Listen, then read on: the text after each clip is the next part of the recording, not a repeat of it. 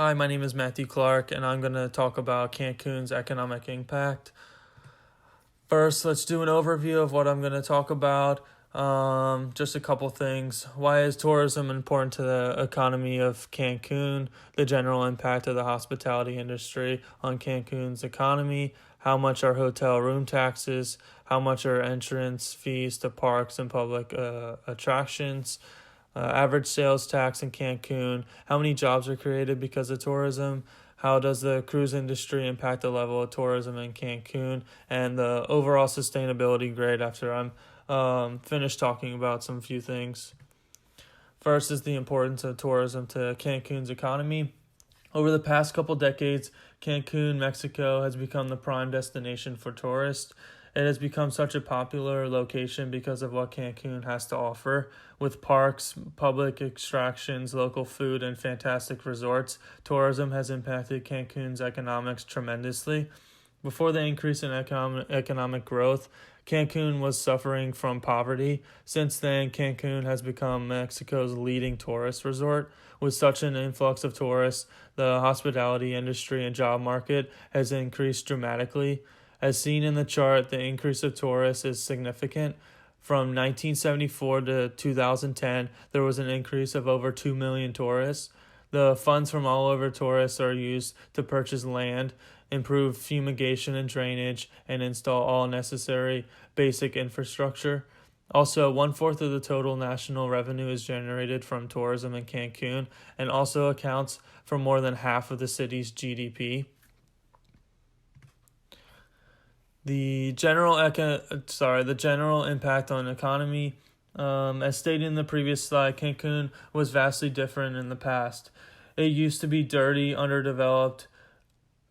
underdeveloped area, but now is one of the most touristic places in the world. Since roughly 2 million people visit Cancun yearly, the hospitality industry has increased dramatically.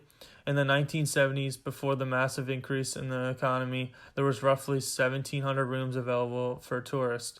Now there are over 30,000 rooms. Restaurants, shopping, and tours have also been a huge impact. Cancun relies on tourists because they're the only ones that help support the hospitality industry and Cancun as a whole. Next, we got hotel room taxes. Due to the many non-residents Cancun sees yearly, the government has created a hotel room tax to cover any expenses that tourists do not pay.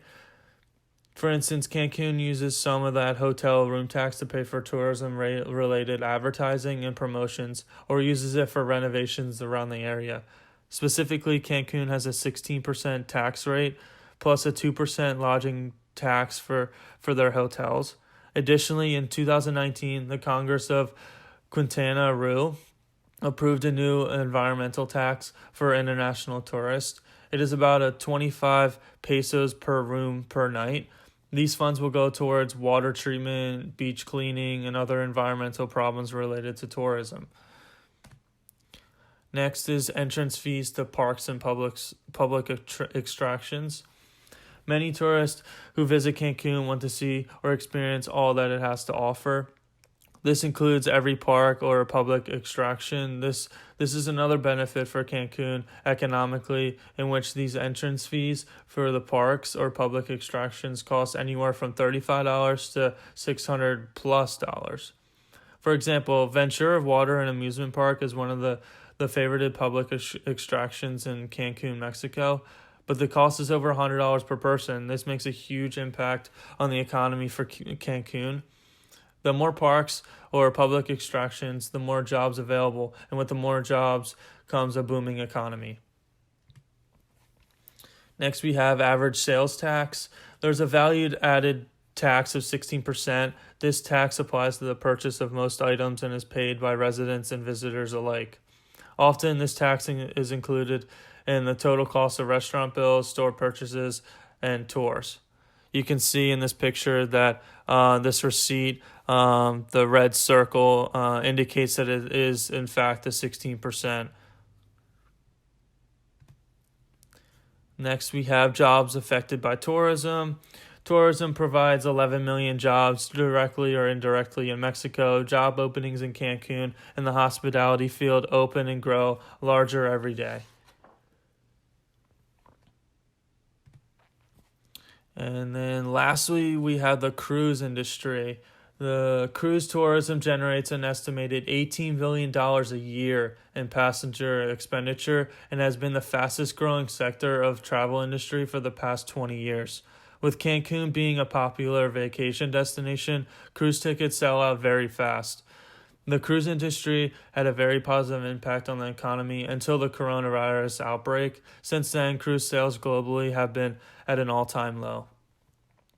Hi everyone, I'm Ronald, and today I'll be covering the topic of social sustainability.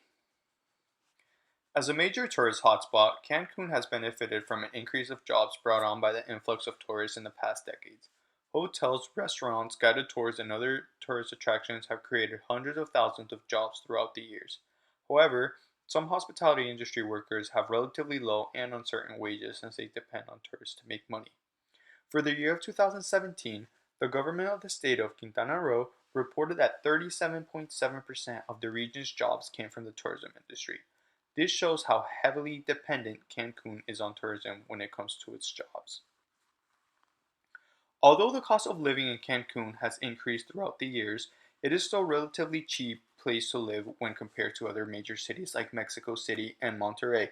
People are still able to find affordable housing with the exception of houses and rentals that are close to the beach and other main tourist spots. Additionally, a report from the World Tourism and Travel Council showed that Cancun is the city with the highest reliance on tourism in the world. This is due to the fact that about half of the city's GDP is generated directly from tourism. There is basically no aspect of Cancun that is not affected by tourism, so it clearly affects its residents as well. Overall, the growth of tourism has increased prices over time, but it has also increased income and job opportunities. When comparing average income in Cancun to other places in Mexico, it is very similar to other beach areas like Acapulco. When compared to the average income in the entire country, Cancun's income is higher. This indicates that the successful tourism industry has raised the income for locals. These comparisons also show that there is potential for people to earn higher than average income in Cancun. However, it is important to remember that the comparison to the overall income in Mexico includes very poor areas of the country and that income in big cities like Mexico City is still higher than that of Cancun. The negative consequence of the large number of tourists in Cancun is overcrowding. During peak season, which is December through March, the residents have to face the overwhelming number of tourists. This picture on the left shows the beach in Cancun during spring break. This affects local people because they have to deal with a congested city, increased traffic, and crowded beaches. A lot of people also did move to Cancun looking for tourism jobs, which only increases the overcrowding problem. Overall, the standard of living in Cancun has changed in a positive and negative way. The industry has created many jobs and new opportunities for the local people, which has allowed many of them to have a higher standard of living. However, they're not necessarily financially secure because these jobs are often uncertain due to variable factors. For example, the time of the year and the number of visitors affect how much money the industry workers make and if they even have a job at all. Additionally, unexpected variables such as COVID-19 can have devastating effects on the financial security of the industry workers. During the initial shutdown, Mexico's tourism income crashed, and it was about 6.3% of what it was in April of the previous year. For a city like Cancun, which depends mostly on income from tourism, this caused major losses and affected the workers tremendously when they were left with no income.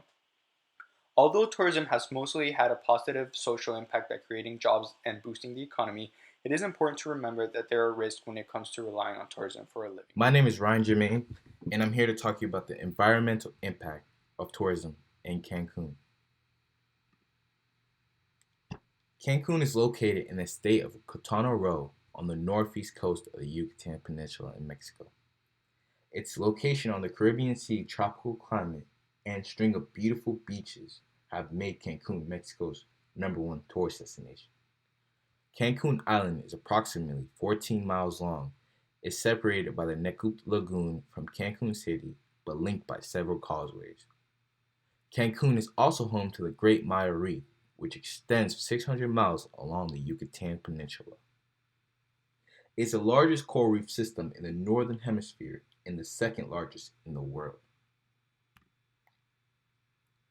The secluded island of Cancun was made up of sand dunes, marshes, mangroves, jungle, and untouched beaches before its development. These areas were cleared to make way for resorts, residential areas, and an airport. Coastal tourism is an integral part of Mexican economy. However, Cancun natural resources like sand, sea, and coral reefs have been put through ongoing damage and depletion because of the expansion of tourism. The growth and development of tourism has caused major impacts of water pollution, waste issues, air pollution, and poor aquatic ecosystems.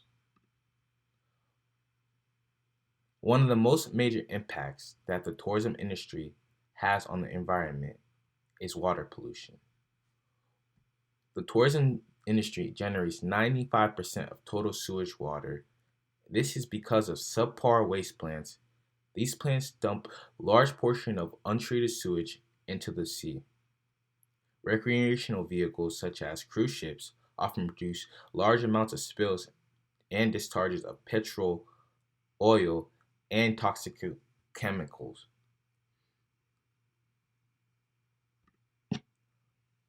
Low quality of water resulting from multiple tourism sectors has ultimately threatened the aquatic ecosystems in Quintana Roo. The coral reef off Cancun is part of the Mesoamerican Barrier Reef system, which extends from the Caribbean Sea off the Yucatan Peninsula to the coast of Belize, Honduras, and Guatemala.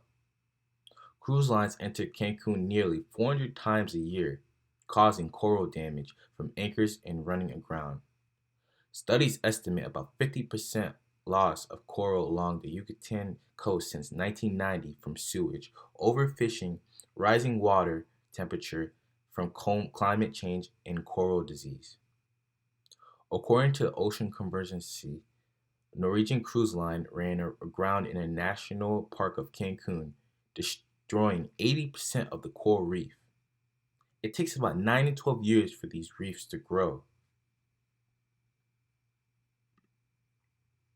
Solid waste and pollution. The growing number of inhabitants and tourists has turned Cancun into a city that generates large amounts of solid waste. This is resulting in waste disposal being a serious issue in areas with high concentration of tourist activities. In 2009, there were about 47,000 tons of solid waste that remained uncollected, and local government had to appoint private enterprise for garbage recollection. And recently, 329,000 tons of garbage is collected annually in the city. A quarter of that total garbage is from the tourism industry. Air, sound, and pollution. Air pollution is the second most severe impact that the tourism sector has on the environment in Cancun. Automobiles and marine transportation have been a primary factor of this. They emit by far the most carbon monoxide, nitrogen oxide, and volatile organic compounds. A large portion of tourists visiting Cancun are foreigners, especially from America, and most of these tourists use air travel as their principal mode of transportation. Air travel has contributed significantly to the sound pollution in Cancun. Hello everyone, my name is Jamie Miyagawa and I will be reporting on the industrial scale of Cancun, Mexico. Cancun receives approximately 6 million tourists each year according to Statista, and that number has continued to slightly increase every year, except for 2020 due to the coronavirus pandemic. Tourists are mostly from the United States. Americans like to visit Cancun because it is easily accessible by plane or cruise ship, and there are a wide variety of accommodations.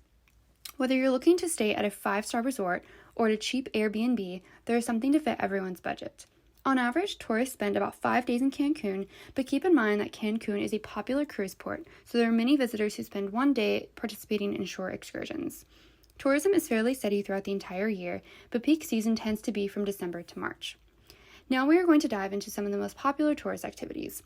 Here's a picture in front of the famous Cancun sign located in Playa Delfines. Most of Cancun's tourist activities are nature-based. Cancun has approximately 14 miles of beaches, and the size of surf depends on what part of the coast you're on. Along with simply enjoying the beaches, there are plenty of other activities that occur underwater. Here we have pictures from the Cancun Underwater Museum. Approximately 500 underwater sculptures were created to represent the relationship between art and the marine environment. It is accessible by scuba diving or snorkeling and has been around since 2009. Another exciting, unique ocean opportunity is swimming with whale sharks.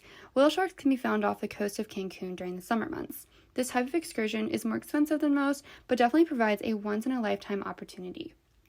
There are other coral reef sites that people snorkel and scuba dive at throughout the different beaches of Cancun. Water quality and sustainability is incredibly important to Cancun due to the high demand for water and nature-based tourist activities. Water quality plays a large role in the health of the reefs, which is important because divers and snorkelers will not have reefs and fish to see if everything is damaged.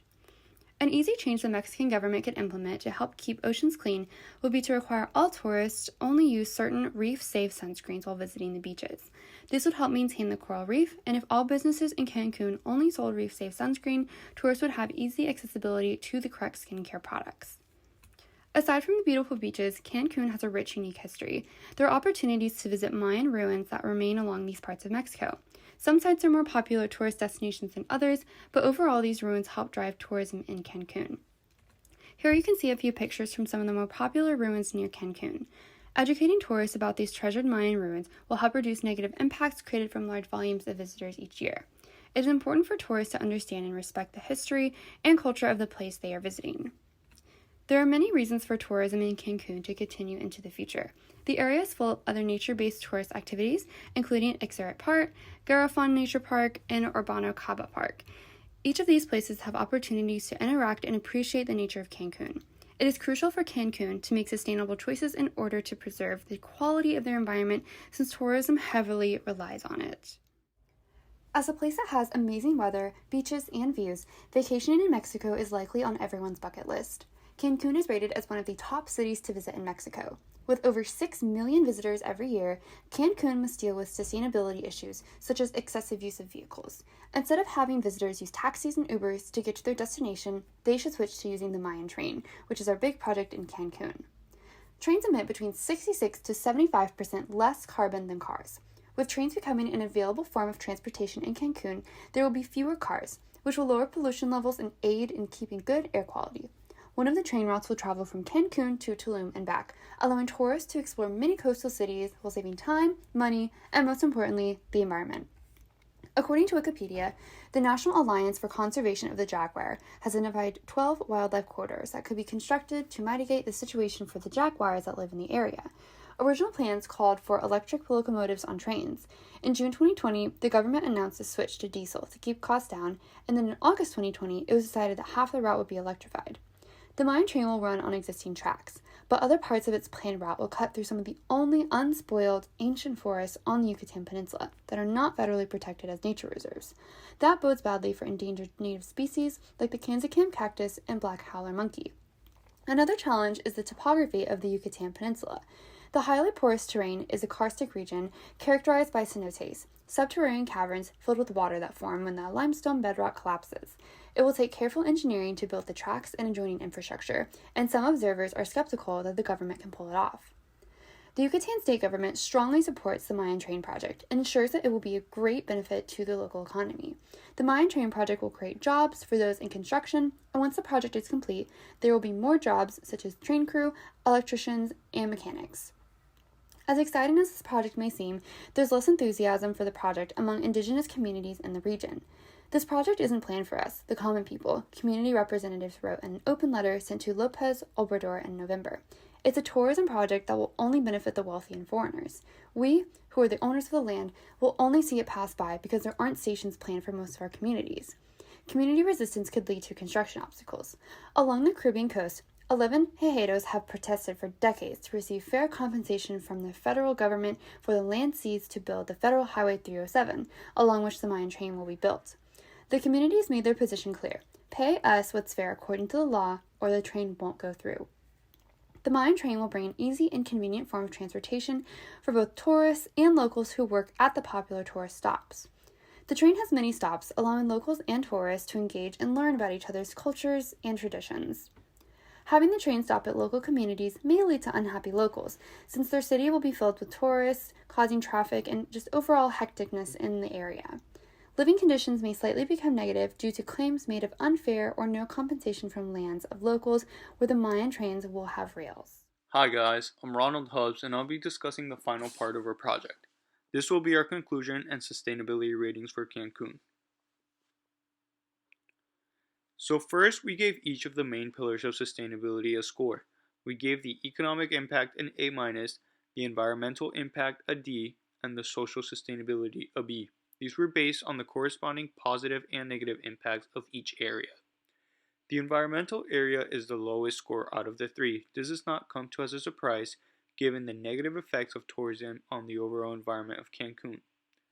Over time, the tourism industry has taken over Cancun, and unfortunately, the environment has severely suffered the consequences. Based on the individual scores, we came up with an overall rating for sustainability in Cancun of a C+. We think that this is fair because there are positive impacts on sustainability that help outweigh the negative D rating for the environment.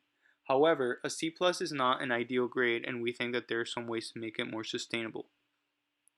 Our first solution is for hotels, restaurants, and tourist attractions to increase their use of recycled materials, since waste disposal is a major problem. We think that implementing this and using biodegradable materials could help reduce the large amount of garbage being generated by the hospitality industry. When we were discussing this solution, Jamie mentioned that she worked in a restaurant by the beach which used plates made from recycled palm leaves, and they were biodegradable. Not only did they help reduce waste, but the customers liked the aesthetics of it. This would be great for restaurants and hotels that use plastic, styrofoam, and other materials that are creating large amounts of waste. Additionally, we know plastic will still be used, so it's also important to promote recycling among tourists. Recycling should be made more available to them by placing recycle stations in tourist hotspots and along the beaches. This is part of the solution because those materials will be reused instead of becoming trash. Lastly, we think in order to make Cancun more environmentally sustainable, it is necessary to educate tourists on this topic. We think that it would be a good idea for tourist attractions such as scuba diving companies to make it a requirement for people to watch short educational videos before being allowed to participate in activities. The video will show the damage that has been done to the environment and how the people watching can prevent being a part of the problem. The short videos would hopefully appeal to the tourist emotions and encourage them to do better.